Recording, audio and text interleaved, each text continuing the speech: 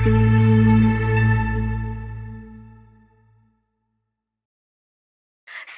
mo kung mapagbibigyan. Ingatan mo pag-ibig na Isang kakaibig, kakaibig, kakaibig, kakaibig. natagpuan mo kawalan.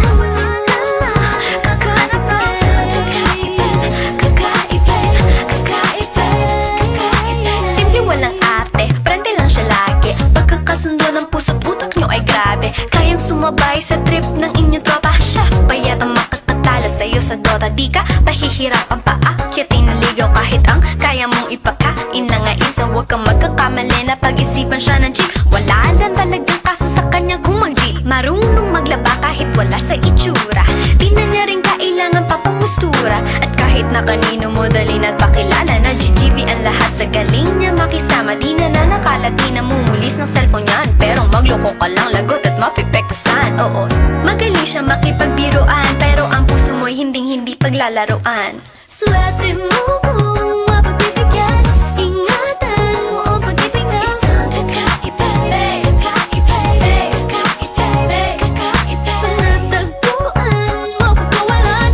Minsan lang makahanap ng isang kakaibig, kakaibig, kakaibig, kakaibig. Simple lang pumorma pero swabe ang dating. Sa lahat yata ng bagay hanip grabe ang galing. Chick na mahin hindi makabasag pinggan. Pero sa basketball tambak hindi ka papagbigyan. Di na niya kailangan ng gayuma para puso mo ay kanyang makuha. Di rin siya yung tipo ng babae na pan-trip lang. Kung maluloko ka, mag-isip ka, please lang. Ang ganda niya'y sapat para mapakanta ka ng masaya ang lahat. Okay lang yan but siguro kulang ka sa talino kung sa kanya'y di tapat.